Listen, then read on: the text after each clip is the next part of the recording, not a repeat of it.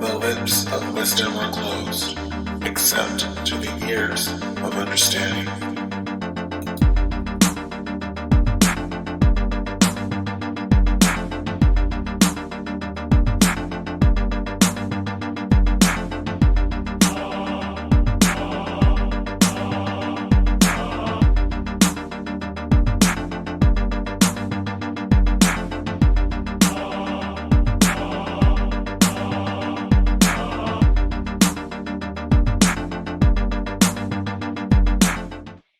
Hey, everybody. Welcome back to the Living Lilith Podcast. I am your hostess and producer, Chriselda Pacheco, and we are here again with the wonderful and illustrious Alex Kurowski.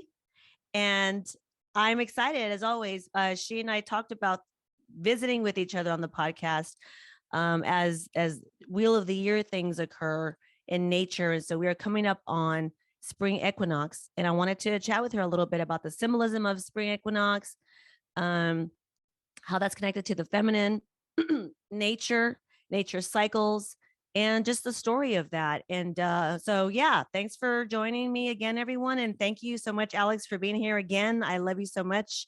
I appreciate that you took the time to chat. Girl, I love you too. And thank you so much for having me. I always love talking to you. I could do it forever. I know, it's fun. It's like a nice little, I imagine that if we were back in the day, we would just hang out in that hearth in the winter and constantly be drinking things. Yeah. That are hot. There were many beverages. Always. So I'm actually really excited. I'm in the South. You're in the North. So your experience right now is going to be different. We already are experiencing a bit of a spring here, even though it's technically not here yet, even though it's almost here. It gets warm pretty fast down here. So yeah, let's talk about the spring equinox. What is that for people who hear about it? They don't really know what it is. And then I would like to talk about the differences between the equinox and the solstice too. What does that really mean? So equinox is next week, isn't it? Yes. Right. It's next week at the 21st, I think. 21st. Right. I think it's on the 21st. What is that? Yeah, so that's literally like when the equator and the sun, it's sort of like midway, so equinox is really about balance, and it's about sort of the balancing of the hemispheres, the balancing of energies. And where I am, I don't know if you experience this in the South, but where I am, it's like you get a lot of oscillation in terms of the weather. So like last week we had full on spring, and then today we have witch's tit weather. It's terrible. So oh my God. It's like blustery, windy, right? Well, you guys are getting a major winter storm over there right now, right? Just yeah, all well, of the Northeast. it kind of missed Philly, but it's happening. There's a nor'easter, so and that's very typical for March, actually. So it's like you get you'll get some random snowstorm, but that's it. And it's like on the other side of it, there's this beautiful emergence happening, and then it's like, but wait, and then emergence, and then but wait, so we experience those ups and downs a lot, which I think is actually very poetic in terms of what the equinox means as far as personal development and what you're sort of reflecting on and celebrating. Right. Down here in Texas, it's the same thing. The weather is really confusing, and we have to wear different clothes. We're having a cold front coming in, so we're having our own version of what you just described. Right before the equinox is going to be one last winter wind coming in and just like, she's not going to go lightly. Right. And then she's going to go. And then here comes Persephone, right? Here comes the spring and the flowers and a different expression of the feminine. So, yeah. So the equinox, what is it? How would you describe that to people in terms of metaphor? What's the story? What's the storytelling of nature and her different patterns and her different seasons? Like, what's so important specifically about the spring equinox? Yeah. So I think it's like, I always come at these things, first of all, is I'm a very unlearned person in that way, and I really have my own experiences with it. So I can speak most to that. And of course, people are going to have a really individual time of it. But for me, it's around that push and that emergence of self and what it is that you're trying to create. Like the winter, I usually try to be more of a hermit during that time. That's usually the time where I'm like nestled away in my little books of magic or something, and I'm I'm cozied up and I'm taking it in and I'm thinking about things, and it feels like a consolidating time.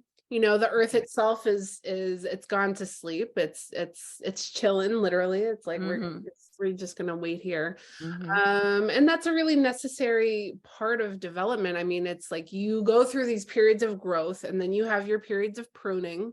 And then you have to kind of sit and wait until it's time to move. And so the equinox to me is really that time to move. It's like, all right, we're done thinking. Right. And now it's time to do. Now it's time to act. And I think that that's always an important piece of it, because if the inside of a seed had to think about what actually it had to do to become a flower, it might never fucking do it. It's like, I'm going to stay right here.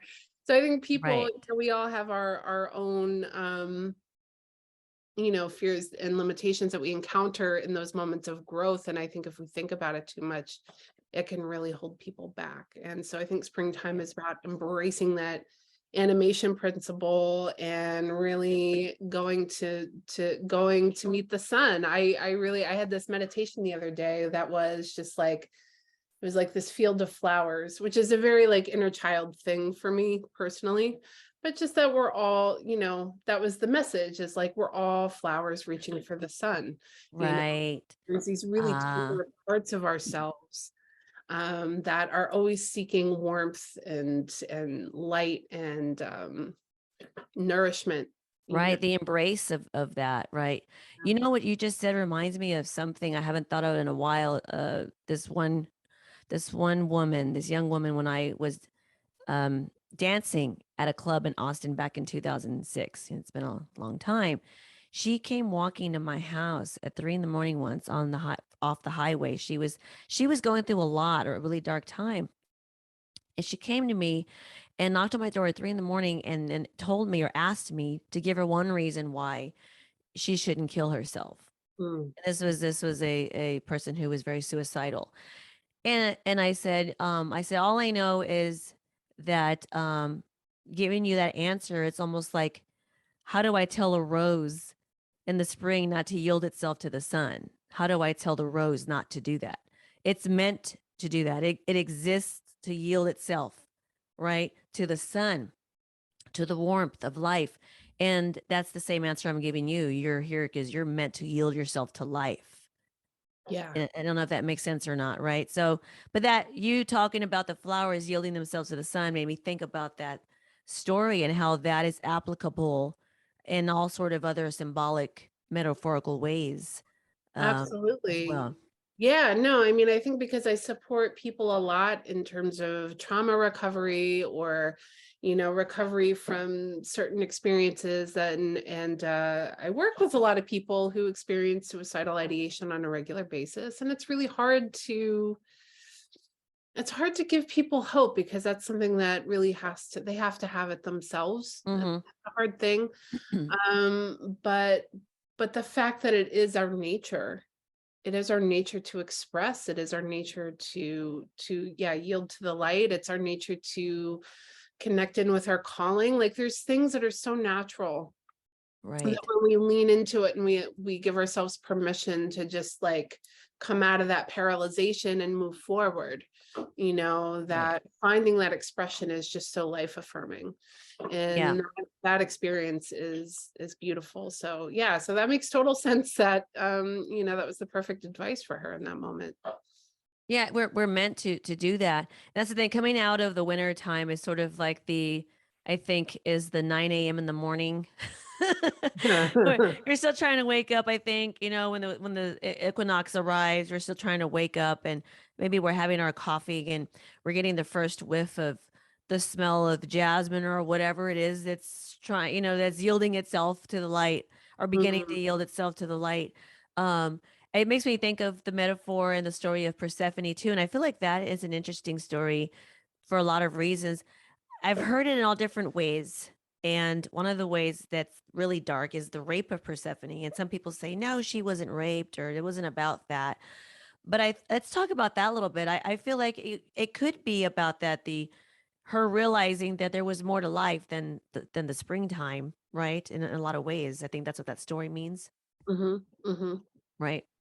Yeah. I mean, I have to be honest, I would love to know more about what you know about it, the story of Persephone, just because, I mean, I think that I am familiar with a lot of underworld goddess stories and this sort of emergence.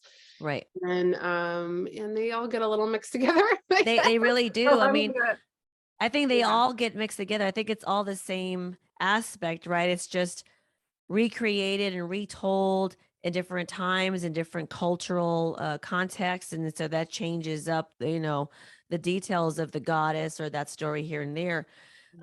Well, I mean, the way that I think of Persephone is exactly that. I think that it depends on what kind of initiatory experiences you have had in your life. I think if people who have been abused sexually, people who have been raped in particular, I think that they might be able to understand Persephone more in that way than somebody else, maybe who has not been initiated by that kind of dark experience. They might not think of it necessarily like that. I think it means all of it. I think it means the raping of Persephone, the loss of innocence. Yeah.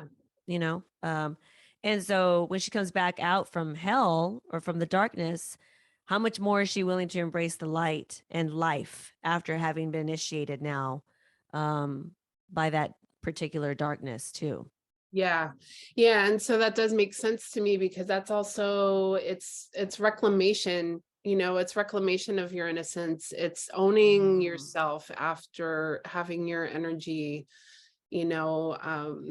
exploited or harvested or stolen, raped. That's that reclamation is really powerful. And I think for people who've had that experience, reclamation of their own body, reclamation of their own sexuality, reclamation of their own expression is a really powerful form of healing. And and then it sort of flips the script where that's not defining anymore.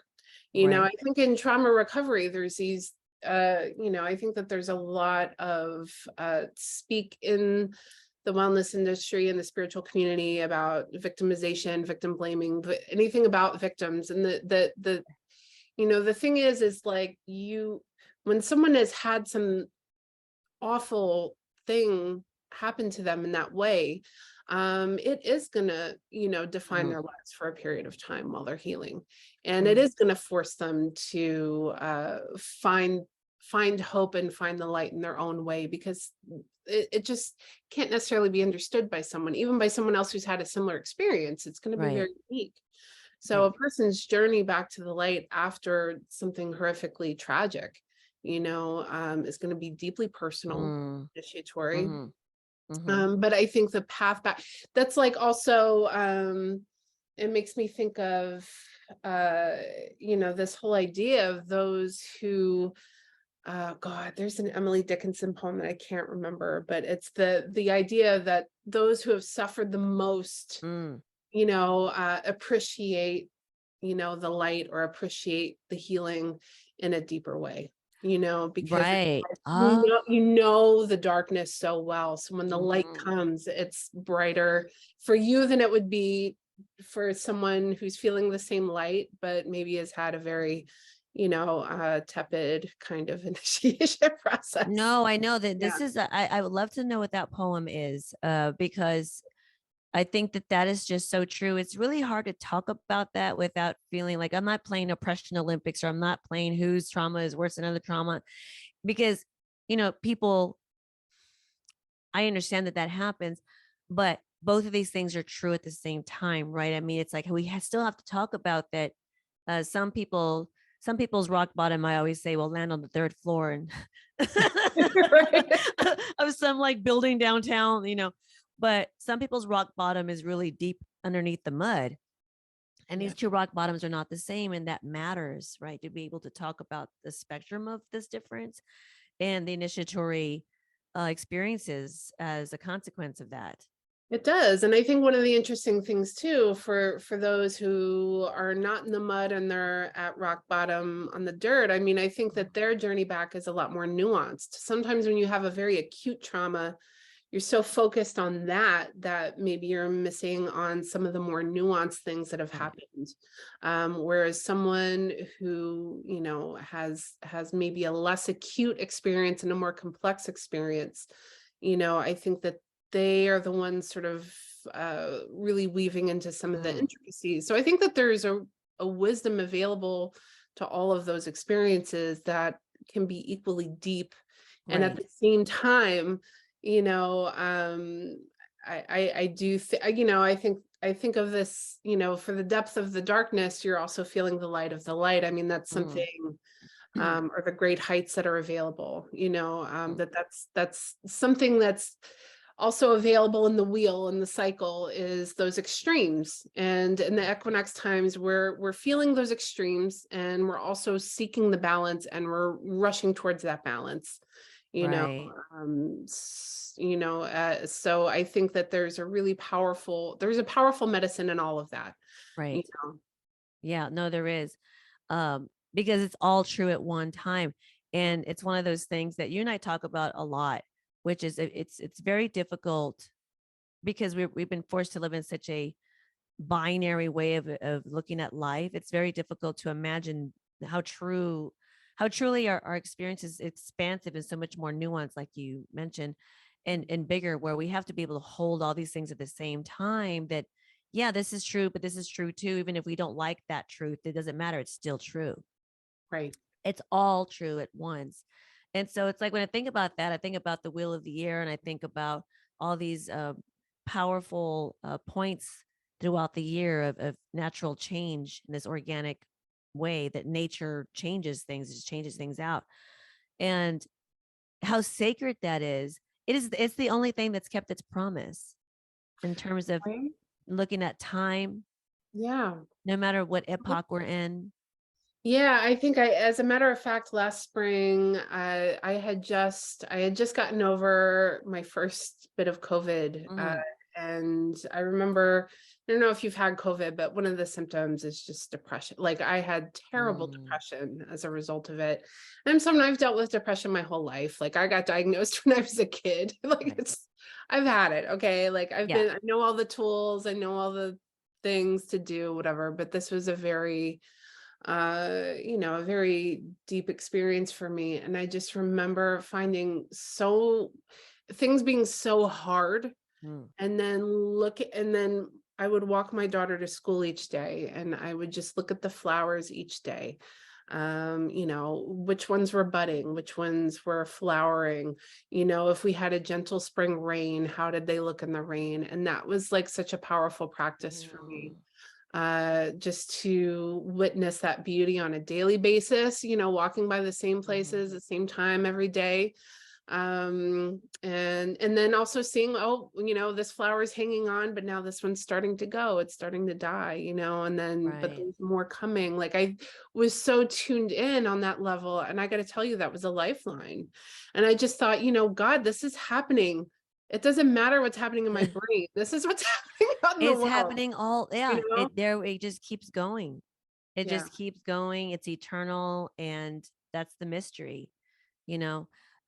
Also thinking about the mythology and story of Inanna, which is another right, another way to look at the initiation of the Dark Night, Yeah. right? Inanna's descent into hell, which I think the Inanna story and the Persephone story sort of commingle a lot. Yeah. So I think all the underworld goddesses, their journey starts in the fall, and that's where they start losing their layers, and then the reemergence, occurs in the spring. The And rebirth. with the rebirth. And I think that it's we do have to shed our layers. I mean, there's so many ideas, things that we think we need to embody and think define us. Right. Or maybe even we're just exploring, or we're playing with those definitions, but there's an impermanence to all of that. To clothing, there's an impermanence to that. I mean, I think about in terms of the tarot, you start with the fool who's fully clothed, and you end up as the world who's completely naked. So it's like, there's this whole process of moving through your layers so that you can come to that truth within, and we get closer and closer to it each year, I hope. Yeah. No, I mean, if once you start to really pay attention to the cycles of the year, the cycles of nature, you start to see those correspondences in your own life, just life in general, human life in general, the springtime of our lives, the summer, the fall, the winter. It's all the same law in every space. When you apply it, it works and it fits inside of everything all the time. And this is what I'm always talking about in terms of Lilith being, I look at her as nature herself. And so the way that we have gaslighted her and demeaned her and shamed her and demonized her is exactly what we have done and continue to do to nature, herself.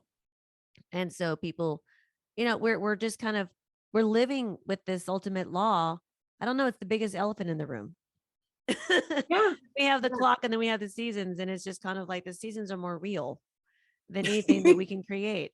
Yeah. I mean, we're all, we can be over here trying to microwave our burritos and, like DoorDash and why is I don't know, like, why is the subway stalled, whatever. It's like, we're just thinking in all these really basic terms when it's just like, holy shit, we're flying through space and all of this is happening. And but we are still at the mercy of these powers, because I think that any transitional time, I know for myself, any transitional time that I'm going through, I've started to measure how well I move through those transitions by the extremes of what is occurring. So if I'm in a transitional time, I remember periods where it was like, okay, the best thing happened and then the worst thing happened. Oh my God. And it's like I would be constantly navigating these circumstances. But when I owned transition and I said, okay, transition's coming, and so now I know when to let things go. Something not to force, never to force transition. You don't force it. And you just kind of let things fall away if they're going to fall away. You let things come in if they're going to come in. And you find yourself on the other side, Right. Yeah. And I can say that is something I have gotten much better at over the years. And I hope to hopefully master before I die, but we'll see. Oh God. Well, we'll see. I mean, we're doing the best we can. Right. Right. But I think that the experience of the extremes and holding the balance and keeping the balance and keeping that sort of vision of where you're wanting to go in mind keeps us from sort of flipping out, and so that's where like a lot of good grounding practices and embodiment practices are so powerful in those. Speaking of that, well, first, before I go there, I wanted to mention how, this friend of mine told me once that we're all slave to nature. And I wanted to just bring that up because I thought, well, I guess we can look at it that way.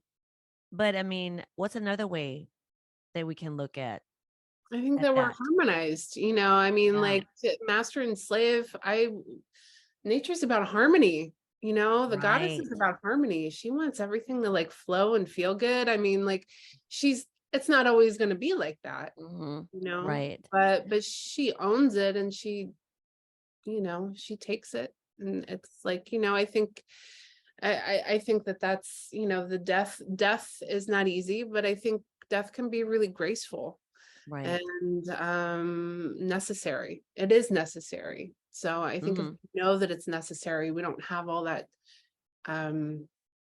as much suffering attached to Right, it. as much tension and anxiety attached to it. Yeah, because I mean, I guess we can say we're a slave to nature and that, there's nothing we can do. We have to be surrendered because that's the truth. Nature is the truth. Right. It's the universal truth. But like you said, it's an interesting way to look at it. I feel like it's a very litmus test to think uh, that you are a slave or I'm a slave or that we're all slaves to nature. I feel like as someone who was a former dominatrix, like, Like what are who's you really okay with saying it? that you want here? Right. What are you telling me? Yeah. But I think the surrender to the truth, because that's all there is to do when there is a truth that is universal Yeah. and uncompromising. And you're like, okay, it's just the surrender to this. This is the raw material that I have to work with. What can I make out of all this raw material instead of trying to fight it?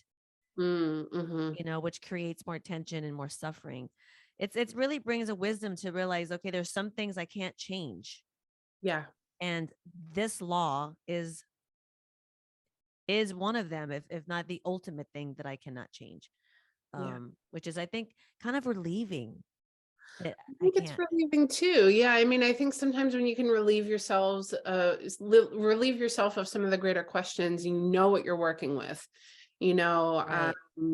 I think it, it forces you to be creative for one thing. Mm-hmm. You're not expecting something to happen that couldn't possibly. Mm-hmm. And those are the times where I say, like, I'll access my inner MacGyver, like, okay, I have to like make a thing happen. What do I have? How can I do this? How can I facilitate it? And activating those resources. And then there's always blessings along the way. There's always going to be some element of, I don't know what's going to happen, Right. but we're going to find out. It's exciting. I don't know. I mean, life and magic, the magic has really shown itself to me many times over. So I'm, Right. I see it and I experience it in a way that it's not a question for me anymore, Right. Right. Yeah. And this is how you become the alchemist, right? This is how that happens. I wanted to ask you what kind of practical things people can do to celebrate the changing of the guard, right? The seasonal guard. What Mhm. kinds of things can we do to celebrate the spring equinox?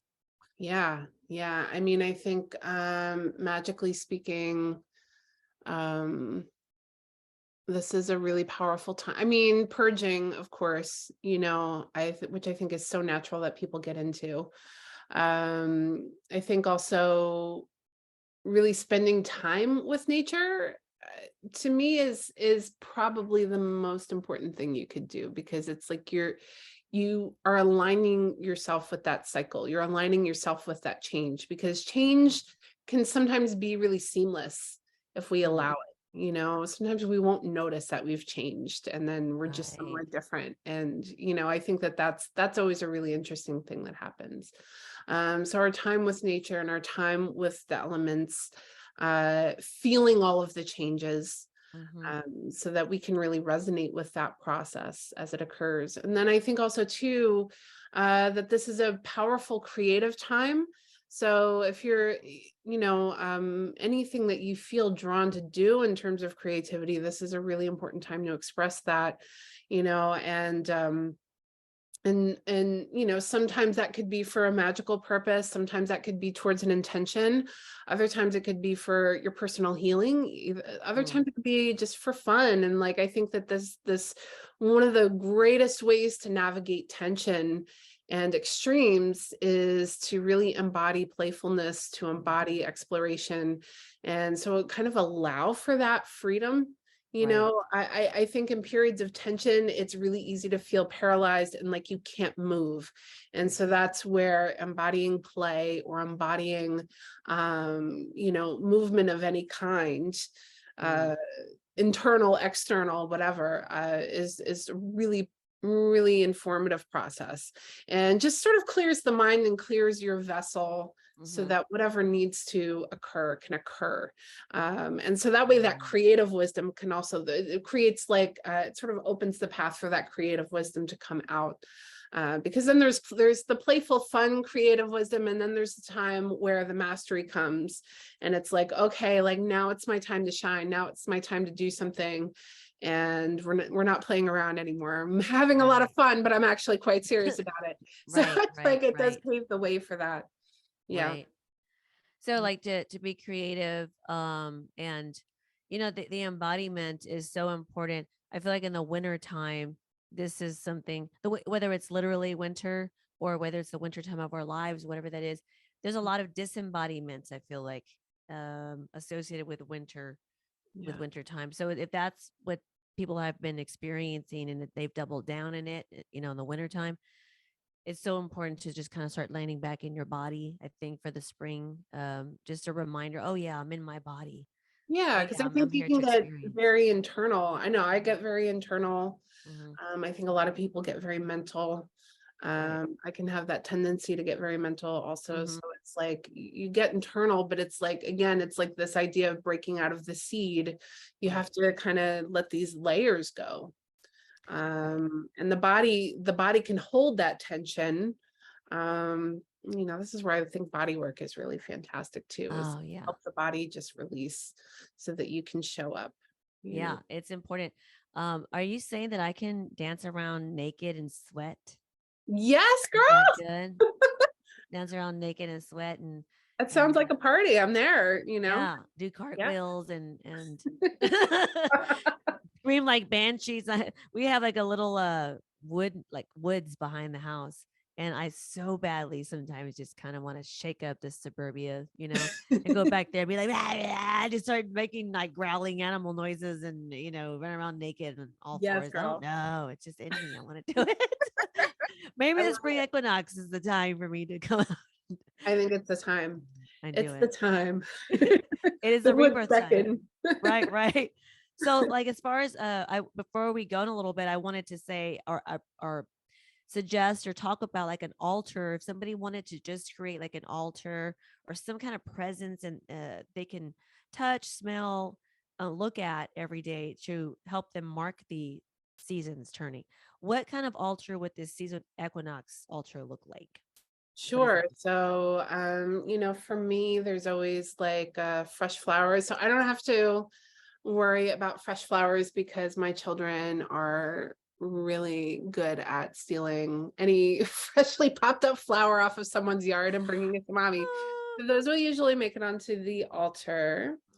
Uh, You know, I think altars can be really simple and they can be whatever you want them to be. I think in terms of spring altars for me, those are just about reminding me what I'm moving towards. mhm. And so I like to look at that and Ah, feel like an activation and feel like, okay, I'm moving towards this energy. So I may have some personal goals on there oh, good idea. around, career. For me, it would be career, but Mhm. the number of things.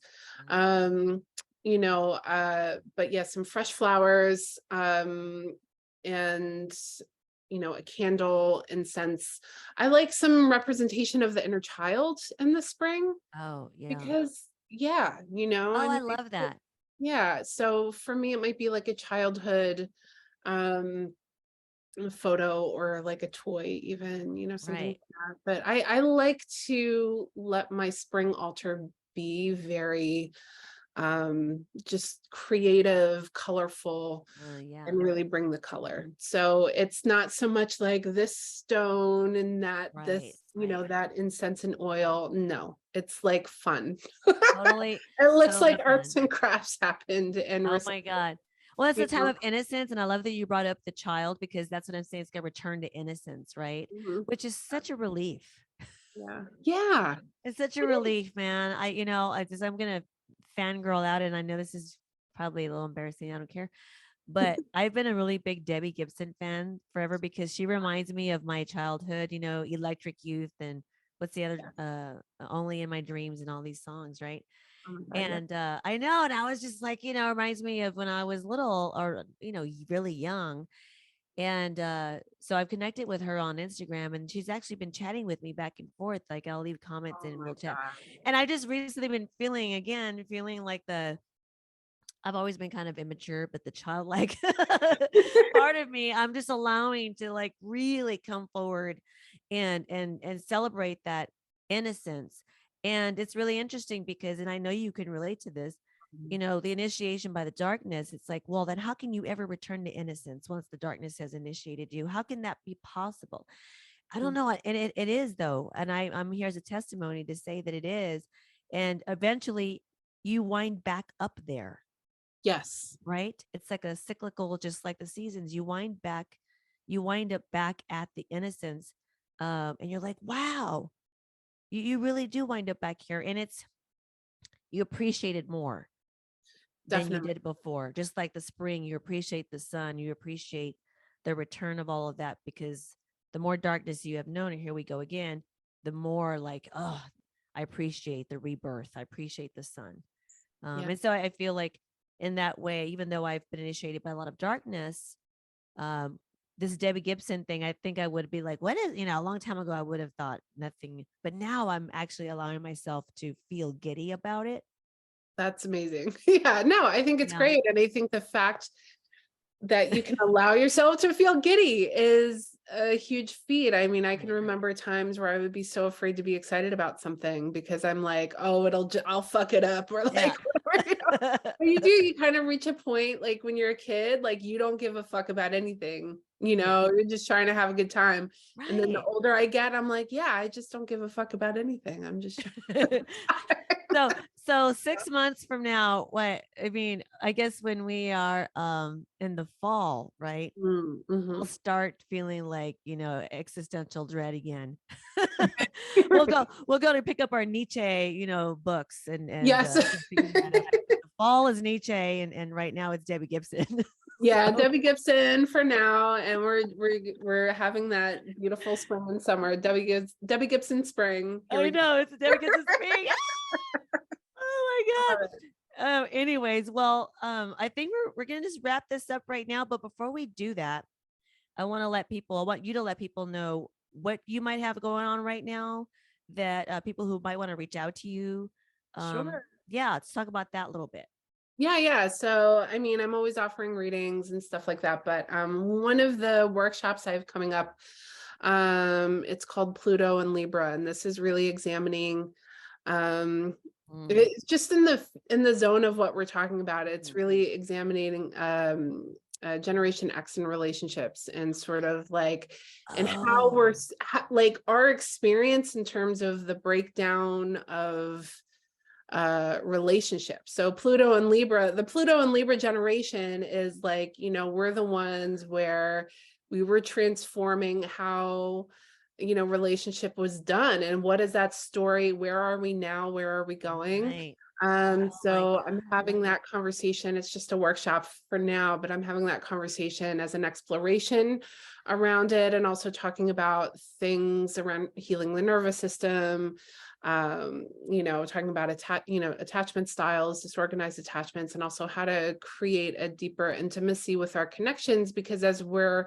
transforming relationships, our relationships are no longer defined by these external circumstances and these binaries. We have to create them. Right. So and so each connection, each friendship, each partner, each family member, we're really creating the meaning around those relationships for us, and creating really breaking down all the barriers. I think Gen X, we rebelled against all that, and we're like, fuck you, I could do it myself.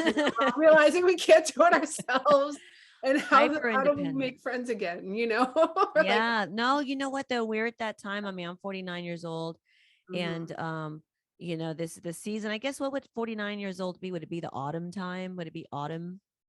Right. I'm thinking maybe the So, autumn. I yeah. think Gen X maybe in general is either in autumn or, you know, right at the beginning. It just depends on the spectrum of the age, right? The generation. But yeah, it's like an inventory time in a way, is what I hear you saying as well. Yeah. Um, which makes a lot of sense. I love to join that. When is that? Yeah, I forget. Okay, well then, you Like know a month or what? so. Yeah, right. No, I'll give you the okay. link. I'll give you Yeah, the send link. me the link, and you guys, everybody watching who wants to join, I'd like to join. I would love that. I definitely will share the link here as well, you know, for people to join, because I definitely think it's important for us to do that work. Yeah. So yeah, and I'll share all your links here at the underneath the video. In regards to something I'm doing, I'm launching I've already launched, the application is live for my 7-month hermetic mentorship program. Basically, it's an integration of the dark feminine into the feminine. So it's really for men and women, but there's a lot more women that are coming to these to me to work with that integration of the dark femme, because of my own experience in sex work and so on. I really feel very much like we need her now going into this dystopian time. We need to reach back to our most primordial feminine self, as organic as it gets, with AI coming in and technology. Like, where's the root? You know, where's the natural, organic, raw root? And I feel like we can't forget that. We have to have a deep root. And so now's the time to do that work. So yeah, that application is live right now. I'll also include that link here. All right, Alex. So thank you so much for hanging out. Anytime. You know, I would love to do these check-ins with you throughout the wheel of the year and talk about what's going on and how to help people who are interested in reclaiming nature in their own lives and honoring nature in their own lives. And the wheel of the year is really a great way to start. I agree. Well, I think for summer, we'll have to have some margaritas for that one. Oh, and you know what? I'll be 50. Oh my God, honey. Yeah, my birthday's just a few Amazing. days after the summer solstice. Yeah, it's Ugh, around the same time. that's So glorious. let's do something fun. Yeah, we'll do a good one. We'll do a good one. Yes. Always so good to see you. I just love you, and I want to hug you, and everybody out there listening. Seriously, Alex is the real deal. So if you're looking for somebody to help you through all of that, she's awesome. I highly recommend. Thank you so much. Yeah, I always say I can't help it. I can't help but be the real deal, as you, Chriselda, are honest to God. So it's a blessing and a curse. Indeed. A blessing and a curse these days. All right, everybody. We'll see you next time around. Thanks a lot for listening. And yeah, take care. Thanks. Thank you very much for listening to me. If you did. If you didn't, then you're a bimbo. Bimbo.